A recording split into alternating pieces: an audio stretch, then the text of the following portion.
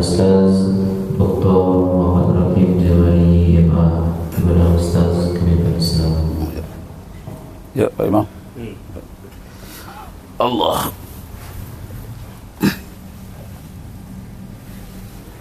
Astaghfirullahaladzim.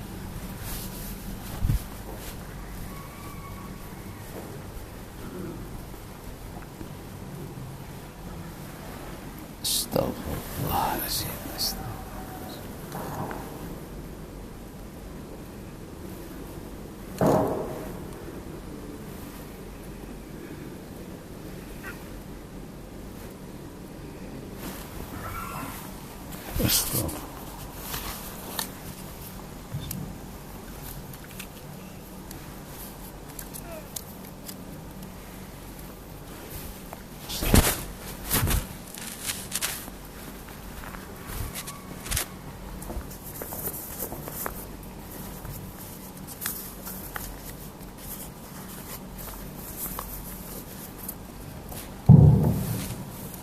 Assalamualaikum warahmatullahi wabarakatuh. Nashkurullaha syukran katsira bi qiraatil hamdalah ala hidayatihi wa taufiqihi alladhi nahnu na'isu biha, wa nusalli wa nusallimu ala sayyidina Muhammadin ala juhdihi wa bazlihi litablighi syara'illah hidayatan lana. Kajian kita pada hari ini tentang manusia iblis dan manusia binatang. Itu dia. Jadi ada manusia iblis, ada manusia binatang. Yang dimaksud dengan manusia iblis itu tubuhnya kayaknya seperti manusia, tapi hatinya hati iblis. Itu namanya manusia iblis. Kalau manusia binatang, tubuhnya kayaknya seperti manusia, tapi perangainya, akhlaknya, tingkah laku binatang. Itulah yang kita temui pada hari ini dan kita bahas bagaimana manusia iblis. Bapak Ibu kaum muslimin yang berbahagia, di dalam surat 4 surat An-Nisa ayat 93 dikatakan, wa may yaqtul mu'minan muta'ammidan, siapa yang membunuh orang dengan sengaja, maka alhamdulillah. Apa jawabnya? Yahdikumullah yaslih balakum. Bersin pun dapat pahala juga ya. Alhamdulillah yahdikumullah yaslih balakum. Nah, baiklah Bapak Ibu kaum muslimin yang berbahagia, siapa yang membunuh orang dengan sengaja, maka balasannya besok oleh Allah adalah Jahannam. Dalam ayat lain dikatakan hukuman bagi orang yang membunuh, dia dibunuh juga. Itu namanya an-nafsu bin nafsin. Orang yang menghilangkan jiwa orang, balasannya jiwa juga. Jadi ciri-ciri manusia iblis itu suka menghilangkan jiwa orang, membunuh orang. Siapa dia? Itulah Zionis di Israel. Zionis itu berbeda dengan Israel sebetulnya. Berbeda sedikit dengan Yahudi. Yang Yahudi itu adalah yang Yahudi ortodok, yang rambutnya di sini dipanjangkan, topinya lebar, lalu mengangguk-angguk ke tembok ratapan. Jumlahnya sedikit, hanya 5% di antara orang Israel. Nah, itu yang Yahudi asli. Sedangkan Zionis ini adalah orang yang keturunan Yahudi, tapi dia tidak mengamalkan ajaran Taurat, dan dia beriman kepada sains dan teknologi. Jadi karena teknologinya tinggi, teknologi orang lain rendah, dia ambil, dia rampas negara orang lain menjadi negara dia. Itu namanya Zionis. Asal kata Zionis itu dari suatu bukit di Israel, namanya Bukit Zion. Di Bukit Zion itulah Herzl beserta teman-temannya yang kelahiran Jerman memandang ke kiri dan ke kanan, ini semuanya harus kita taklukkan, punyanya orang Palestina, akan dijadikan suatu negara, namanya negara Israel. Maka marahlah orang Yahudi yang 5% itu memakai nama Israel. Kenapa? Karena Israel itu adalah nama Nabi Yakub, orangnya lembut, orangnya ramah, dan lebih baik dia berkorban daripada dia mengorbankan orang. Itu yang aslinya. Tapi nama Israel ini dicaplok, diambil, dipaksakan oleh Zionis mendirikan satu negara, namanya negara Israel. Marah orang Yahudi yang sebenarnya, kenapa dipakai-pakai nama yang mulia itu untuk menjajah, untuk kejahatan kalian. Kalian ini Yahudi sekuler yang memisahkan kehidupan agama dari kehidupan bernegara, memisahkan dunia dan akhirat. Nah, mereka inilah yang tubuhnya seperti manusia tapi hatinya hati iblis. Bagaimana dia dikatakan berhati iblis? Kalau hatinya hati manusia, tidak akan tega membunuh anak-anak. Anak-anak sedang merebut itu makanan, sudah berminggu-minggu tidak bisa makan, sedang berebut makanan, dibom sampai terlontar sampai 50 meter ke atas. Tubuhnya koyak dan hangus, ribuan orang mati. Nah, kalau hatinya tidak hati iblis, tidak akan tega membunuh anak-anak. Apa salahnya? Anak-anak umur 2 tahun, 3 tahun, ibu-ibu hamil, nenek-nenek, orang bisu, orang cacat, tak peduli dia. Orang yang pakai kursi roda, orang yang merangkak, orang yang merintih kesakitan, yang kakinya diperban, mau ngambil makanan, dibomnya. Itu kalau tidak iblis tidak akan tega hatinya membunuh anak-anak seperti itu. Kenapa dia tega? Karena hatinya adalah hati iblis. Na'udzubillahi min dzalik. Jadi Bapak Ibu kaum muslimin yang berbahagia, mari kita renungkan betapa sesungguhnya agama kalau kita amalkan damai dunia ini.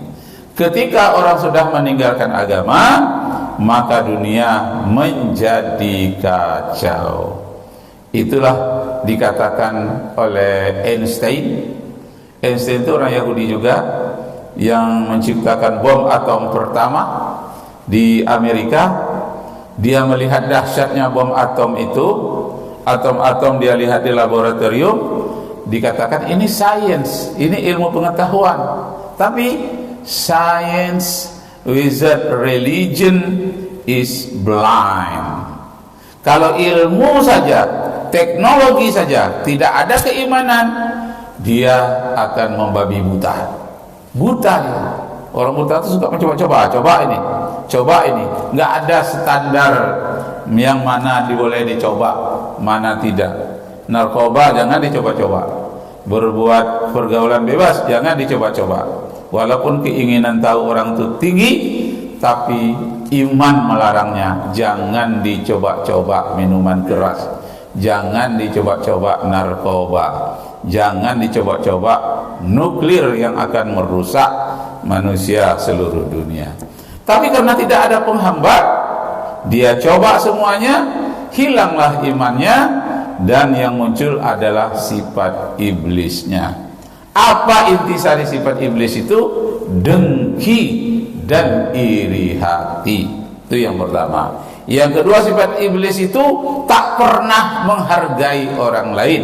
Dalam hatinya ada ana khairum minhu. kami lebih baik daripada yang lain-lain. Number one in the world. Kami inilah bangsa Yahudi nomor 1 di dunia. Nah, akibat dia merasa nomor 1 di dunia, tidak mau menghormati, hanya minta dihormati, tak mau berkorban, hanya mau mengorbankan, dia menjadi iblis. Maka orang-orang Arab di sekeliling Israel ini mengatakan, jangan-jangan benar ini setan, iblis ini sebetulnya orang Yahudi ini, hanya tubuhnya saja kelihatan seperti manusia. Masya Allah, tidak ada belas kasihannya, tak teriris hatinya melihat anak-anak yang memekik badannya menjadi serpihan-serpihan karena bom. Tidak ada rasa kasihannya melihat darah yang tercucur. Kalau air mata tak terkira-kira lagi. Lupa. Jadi orang Yahudi itu pintar-pintar bodoh. Apa pintar-pintar bodoh? Pintarnya dalam bidang teknologi, tapi dalam bidang moral dia bodoh. Kenapa dia bodoh? Siapa yang membuat kejahatan kepada orang lain, kita akan merasakan pula kejahatan itu kepada diri kita sendiri. Lihat Gaza, habis dibom semuanya, hancur. Sekarang Tel Aviv dibom semuanya seperti Gaza. Mengungsi orang Gaza entah kemana. Sekarang orang Israel yang mengungsi entah kemana. Bodoh dia tuh, tidak tahu dia bahwa akan berbalik kepada dia sendiri apa yang dia buat. Cepat atau lambat, 78 tahun lamanya Iran menahan diri, tidak ikut dalam perang Arab karena dia bukan orang Arab, orang Persia, lain bahasanya. Banyak mirip bahasa Melayu, bahasa Persia ini. Mungkin orang Persia dulu berteman dengan nenek moyang orang yang Melayu. Orang Persia itu, orang Iran menyebut besar itu bosur. Nah, bosur, itu besar. Menyebut kecil itu kocih. Kocih, nah, kecil. Kan mirip dengan bahasa Melayu. Banyak lagi kata-katanya yang mirip dengan bahasa Melayu daerah-daerah tertentu. Nah, 78 tahun menunggu orang Persia ini, orang Iran. Persia itu adalah Iran dengan Irak. Lama dia menunggu, tapi dia masih bersabar, belum tepat waktu dan kekuatannya belum cukup. Nah, akhirnya dia lengkapi dari hari ke hari, dari tahun ke tahun. Dia bersabar. Setelah 78 tahun, dia lepaskan kemarahannya, dendam 78 tahun. Nah, sekarang mengungsilah kemana-mana orang Tel Aviv, seperti mengungsinya orang Gaza. Hancurnya berkeping-keping jasad tentara Zionis itu sekarang, seperti berkeping-kepingnya tubuh Palestina. Cuma bedanya kalau Iran dia menyerang tentara dan tempat-tempat pemerintahan yang ada di Tel Aviv. Kalau Israel itu membunuh rakyat biasa, orang-orang yang tak bersenjata, orang-orang yang lemah. Kenapa? Karena tentara Gaza dia berlindung di bawah lubang-lubang yang secara sistematis tak bisa dia bunuh. Nah, apa yang ada saja, masyarakat umum pun dibunuhnya, rumah sakit dibomnya, sekolah dibomnya, termasuk rumah sakit Indonesia mereka bom. Nah, hati nurani mereka tidak punya. Yang tertanam dalam hati mereka, kamilah yang terbaik dan yang terhebat, yang teraman, tak bisa dikalahkan oleh negara manapun. Nyatanya sekarang hancur berantakan. Mengungsi dia ke padang-padang pasir sekarang jutaan orang Israel. Nah, jumlahnya 7 juta orang yang orang Yahudi, ada 2 juta orang Islam di Yerusalem, bahkan di Tel Aviv itu ada orang Islam. Nah, jadi beri hormat, kekejaman mereka berbalik kepada dirinya sendiri. Kalau betul-betul pintarlah orang Yahudi, mungkin dia akan mengatakan, enggak usahlah kita bom orang ini, perbuatan kita ini akan berbalik juga kepada kita suatu saat nanti. Jangan. Itu kalau dia pintar. Kalau dia beragama, jangan kita bunuh orang ini. Kenapa? Di dunia kita lepas, di akhirat besok akan kena juga kalau dia beriman. Tapi imannya tidak ada, kepintarannya dalam bidang spiritual, dalam bidang kerohanian tidak ada, dibutakan oleh dunia ini, menjadilah mereka seperti iblis yang menyatakan ana khairum minhu, saya lebih baik daripada orang mana-mana pun. Nah, Bapak Ibu